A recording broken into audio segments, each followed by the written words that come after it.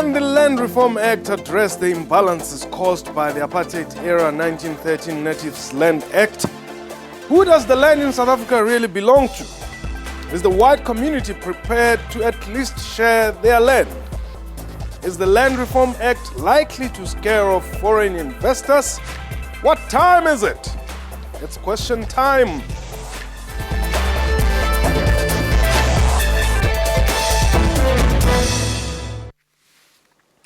Hello and welcome to the show. My name is Mpho Tsedu. The effects of the controversial 1913 Native Land Act and the 1950 Group Areas Act that divided the South African population along racial lines continue to be a contentious issue. President Jacob Zuma has recently signed the Restitution of Land Rights Amendment Bill into law, effectively reopening the restitution claims process that closed at the end of 1998. This giving claimants up to June 2019 to lodge new claims.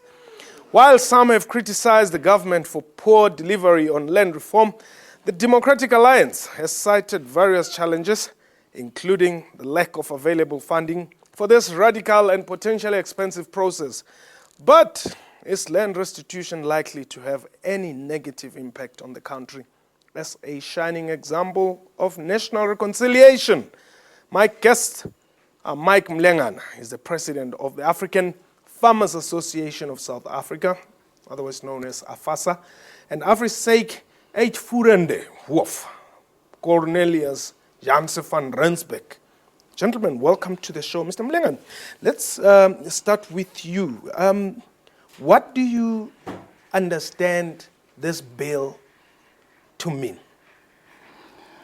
Thank you, Mr. Shedu. The understanding of the bill from AFASA is that it is a progressive correction of the past laws around the confiscation or the legal confiscation of land from the black people to the white people.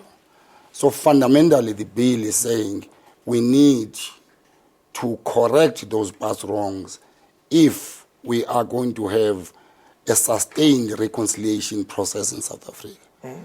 So in that context, therefore, in the long run, it tends to restore what was originally belonging to the original owners. Okay.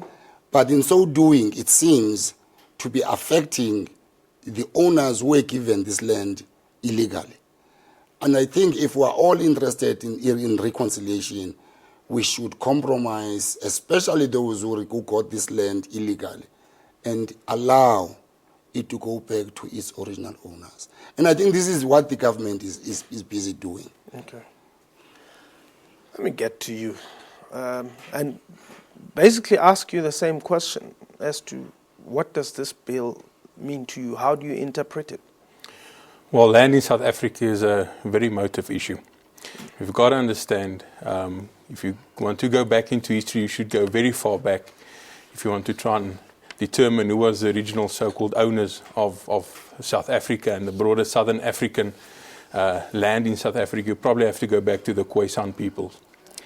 When we talk about what happened during 1913 and after that, it's quite clear that various governments existed in South Africa that used the state apparatus to deprive certain individuals and communities of their property rights. And specifically, if you refer to what the apartheid government did, the state that was taken over by after the 1994 election by the ANC, land that was taken away from communities back then, and they were offered or given land in other areas as well. That land, in those individual instances, a restitution process should take place. That should be in a constructive way, in an orderly way. We should ensure that in those instances where governments of the future and our current government is infringing upon the property rights of individuals and of communities, restitution should take place. However, we should not confuse restitution with redistribution. What is wrong with either? Restitution says that certain people's rights to property was infringed upon by the state. Not by whites, not by Afrikaners. Which state? That was the South African state. Which one? The state apparatus that was first under control by the British, then by the National Party, and now by the African National Congress. But it's the same African National Congress which is saying we must rectify. So when we're Are they talking, saying that we must rectify the laws that they have made? once we're talking about land, then that should be restituted. Yeah. Then we should go back and see who owns those specific plots of land. That means, and you can go and check it, the government itself, who is the biggest landowner in this country, owns that land. Actually, they are not. And you can go back and look, for example, who really owns, even today, after the so-called restitution process have taken place. Who owns even those properties that has been redistributed or restituted? Okay. It's not those individuals and communities, it's still the government, the same state structure. Okay, I'll raise a few questions with you on that. Let me allow Mr. Mlingana to just come in there. Yeah, I think Mr. Colenius somehow agrees with me that wrongs were done and wrongs must be corrected. And he can qualify it in many ways. But the truth of the matter is, for us to move forward, communities that were illegally forced off their land, and brutally actually, forced off their land without them fighting, and today they are not even fighting. The government is simply saying, let's then give these communities back their own land. And that land, it is incorrect for Mr. Colonials to say it belongs to government. Why That are you land saying belongs to individual farmers, to individual white people, and we know that. And we are not saying those people are wrong. We are saying the government of the day, which represented their interest, at that point gave the land to them from the black people. Okay. And now the government is restoring that land back. That's all we're saying. And we are in agreement with Mr. Colonial. Mr. Colonial is in agreement with me there. But he is wrong to say that land belongs to government. That land is currently sitting with individual Africans, in particular, in this instance, white communities. Government conducted an audit, which has, I think, has been halted because they have indeed realized that they are not owning the majority of the land. No, I think your information is incorrect. Okay, It's give the other me the way correct around. one. Nobody knows, not even government themselves, knows how much land they own. They are the biggest landowner in this country. How do you get to that point? Well, who told you? Well, let's just take, for example, the so-called traditional lands. The lands that is supposedly to belong to the Zulu king, for example. 70% of KwaZulu-Natal's land. It's under management of the traditional leaders of the Zulu people. But the title deed of that land belongs to the government. When you look, the problem that we have, and we will support an outright, full-blown audit of land ownership in South Africa. We truly need that to understand what is going on with ownership. That was just one example. All the farms that's been bought up by government, in those cases where financial compensation was not being given to those communities, all those properties, those individuals and communities who live on those land, they do not have full title ownership. They do not own that land. Government owns that land. They cannot sell that land. They cannot rent it out. They do not have ownership of it. Over these past 20 years, government's increase of land ownership expanded dramatically, not the poor, especially black people of our country. Mr. Van Rensbeck, why does your analogy of land ownership seem to begin in 1994? My analogy of land ownership begins by looking at the state as a state structure.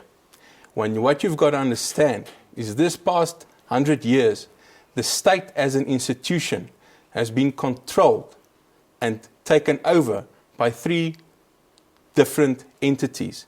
The colonial British, after that the National Party, And after that, Why don't you say the Apartheid National Party? The Apartheid National Party. Okay. And then the Transformative African National Congress. But it's still the same state structure. Okay. That's my point.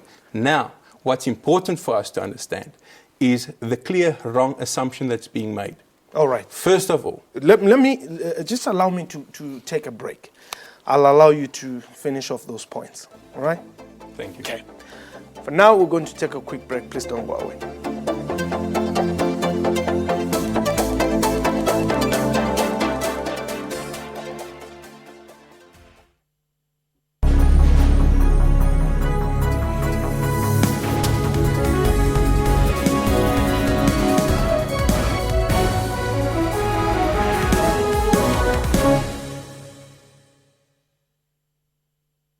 UIF beneficiaries can now apply online for UIF benefits. Go to ufiling.gov.za or call 0800 843 843. No more queues. UIF, working for you. No more queues. Apply online for UIF benefits. ufiling.gov.za. UIF, working for you.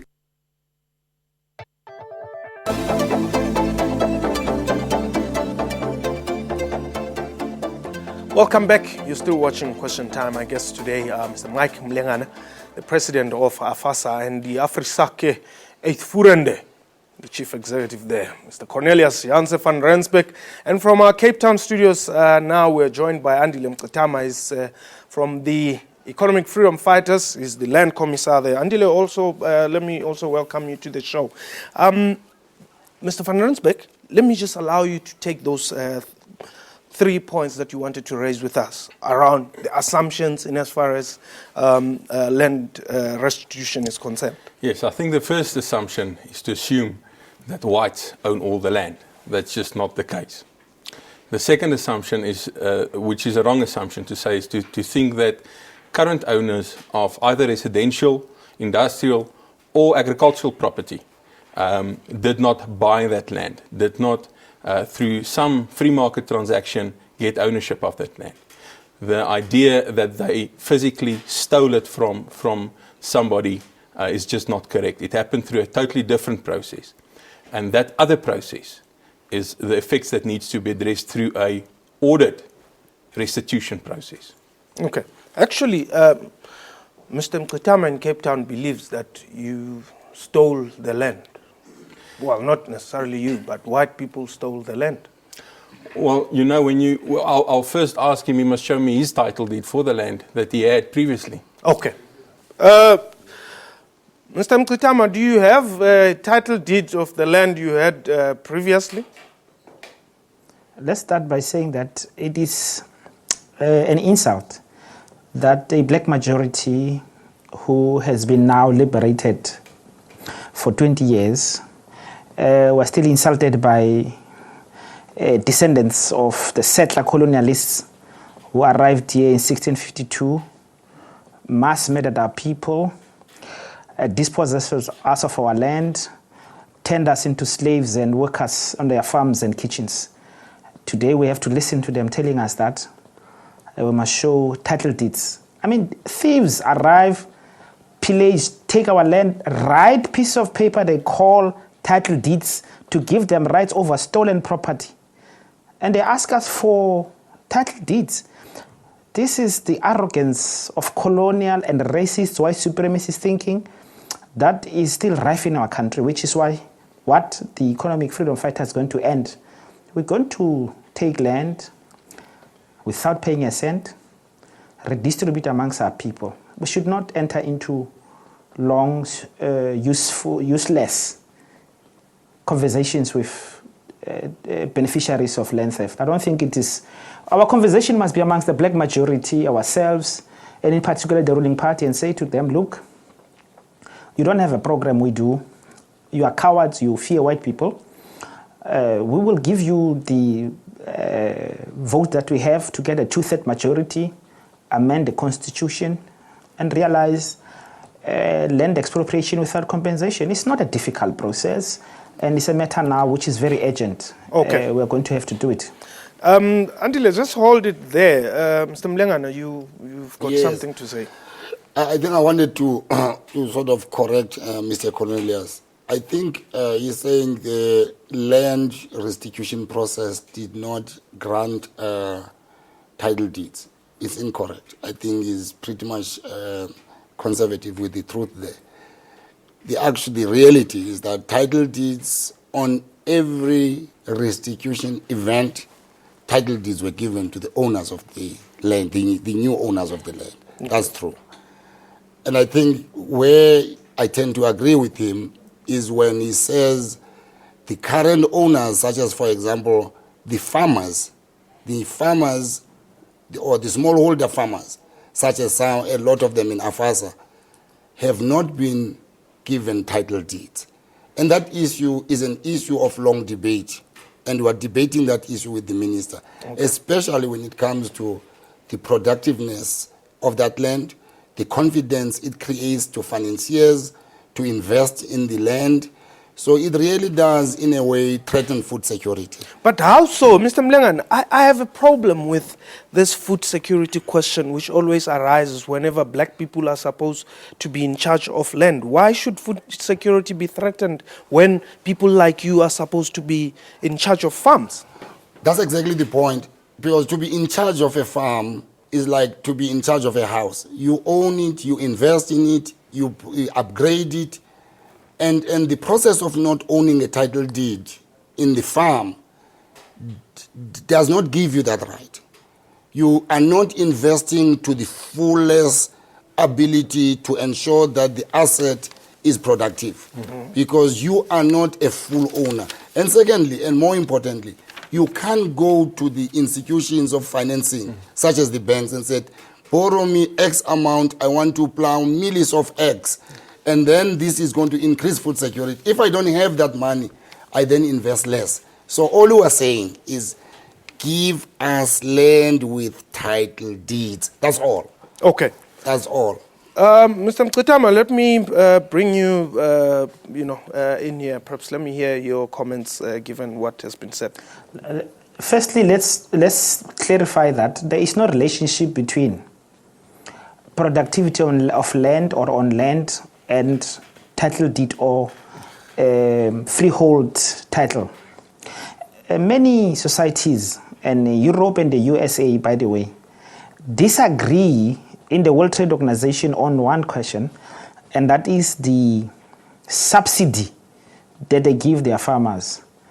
We must take land away from being a commodity for sale and collateral.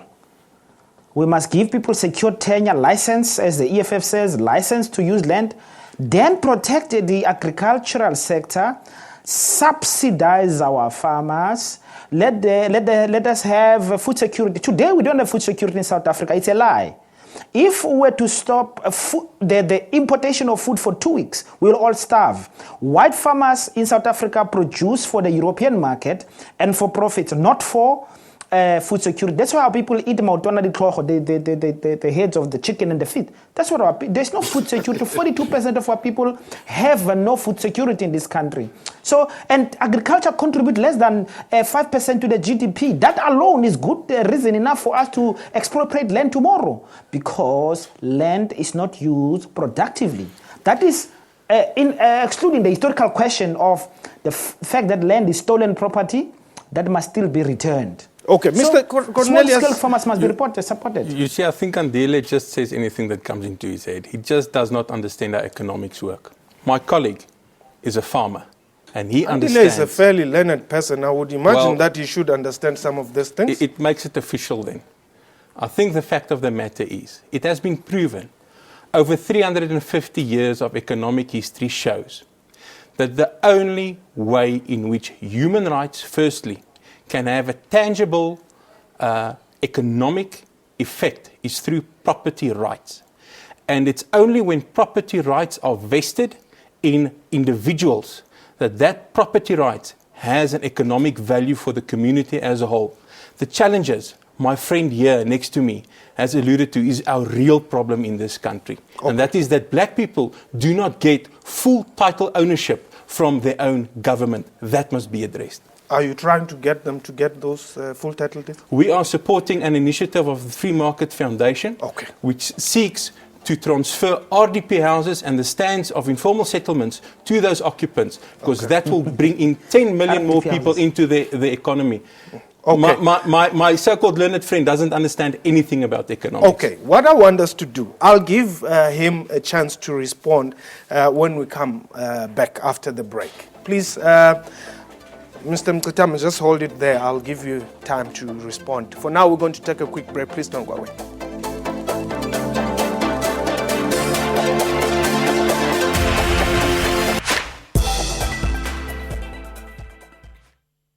SABC, sharing 20 years of inspiration.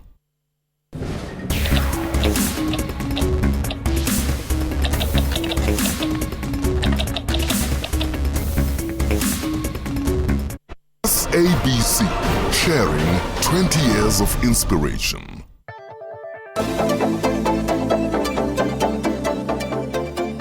Welcome back.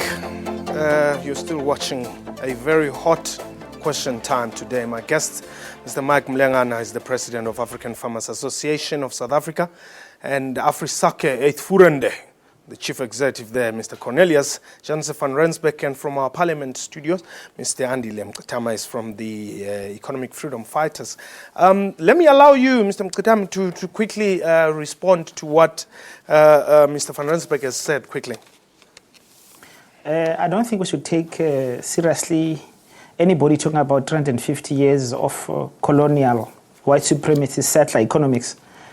We are trying to transform South Africa to make it a society where black people have dignity, where our people have their land back. Small-scale farmers must be supported and protected. The agricultural economy in this country has to be grown. It is not a joke to say we have no food security. It is not a joke to say that agriculture contributes less than 5% to the GDP. It is not a joke to say that the employment in agriculture, we're talking about less than 700,000 people when we should be employing millions of people, and those people who are employed on farms are slaves. They are underpaid, they are badly treated, they are evicted. So the agricultural economy has to be radically transformed. It cannot be okay that 40,000 white families own 80% of South Africa. It is evil. Okay. I mean, it's a very straightforward thing. Okay. I wonder if you are part of the 40,000, Mr. van Rensbeck. Oh, I think Andile's income is much higher than mine. Okay. Let's talk about this. It's a very hot subject that has been going on. The minister proposing that 50% of farms needs to be transferred to the workers. Have your members adopted this I think we've adopted a number of policies. I think first, generally, AFASA recognizes where the minister comes from. Indeed, in the sector, there is little land reform or land reform initiatives from the stakeholders. I think we have been arguing with all the stakeholders, especially organized agriculture, in ASUF, the Agri-Sector Unity Forum, where we are all together, that colleagues, let's come up with initiatives that assist government in the land reform program. We are concerned that there are challenges that this can come up against, but we also feel that there is a background to it. I don't think it is something that will really be successful in real terms, because not every worker is a farmer, and the implementation is going to be a serious challenge. And we are, as AFASA, have come up with various proposals to allow for the smooth implementation of this process. One of them is the setting up of a criteria model for the selection of those people we believe and those farms that could be subjected to that process. We just don't know what is the time frame for this. And we are concerned that it may set a precedent wherein even the ordinary person working in your household after 10 years may demand to have half of your house. Why are you not supporting this? Is it because as farmers you think you lose? No, fundamentally, as black farmers, we are in support of that land reform thinking. Okay. We are just concerned and we want to participate. We are not going to kill that process. Okay. We need to come up with alternatives. All right. That assist the minister Okay. to implement a faster process of land reform. All right. If the minister doesn't come up with these ideas, or we don't come up with these ideas, we as South Africans are not going to have the land reform that is needed. Mr. Van Rensburg. The impact of this policy is that it provides a legal framework for any government, this or any future government, to take half of any individual's property and give that to a worker. What's the problems that we have? First of all, it's not only the agricultural sector that's going to be affected by this. You're going to have the exact same thing that will happen in the industries and in the normal private sector, as well as my colleague also referred to then, even your own house, after 10 years, you'd have to give 50% of that property away. Okay. What do we need? How can government transform the face of agriculture, the fastest and cheapest the most stable way? Open up the land that they already have in their possession. Open that land up to prospective black farmers that want to farm. Let them buy that land at a very, very good rate. Okay. Let them farm. Okay. They shouldn't take from the current owners. They should not. There's no reason for them to take it from Okay. them. Mr. Mkutama, let me bring you in there quickly. Yeah, the policy proposal by the minister is rather unfortunate. It is not going to do anything that it says it's going to do. On the contrary, it's a license for racist white farmers such as the one you have in the studio there to evict our people. Already since 1994, they have evicted more than 1 million people from farms. Now we have a proposal. It is not policy, it is not act, it's not a bill, it is not in the white paper, it is just an announcement of a policy discussion for a year. And you say to these same people who are brutalizing our people and evicting them on farms, we are going to take 50% of your land. The ANC here, simply from our point of view, allowing and giving license to white farmers to evict our people. There is no moratorium on evictions on farms. But the minister said he's got lawyers. He told you. It's a little, but how can you do that? It's a little bit like saying to you, I'm going to break your house and then I'm going to bring builders to try to sort it out. He knows people are going to be evicted. Why does he not criminalize evictions? Why doesn't he call a moratorium? He says they will evict you, then there will be some lawyer somewhere to help you. This is cruel, actually, that the minister is saying he knows there are going to be evictions and there's going to be some lawyers. And I, as somebody who's worked more than 10 years on the farms, I know that we cannot protect farm workers. We have done these lawyers things before with the civil society. All right. What we need is to take that land, redistribute it. That's the only way. Okay. Mr. Mkutama, unfortunately we've run out of time. I hope that you will allow me to invite you again next time. Thank you very much. Thank you. Thank you. And thank you very much, Mr. Mkutama. That was question time for today. A big thank you to my guests and to you for watching the show. Our email address, questiontime@sabc.co.za. And our Twitter handle, @questiontime24. From me and the crew, have yourself a wonderful time. Goodbye.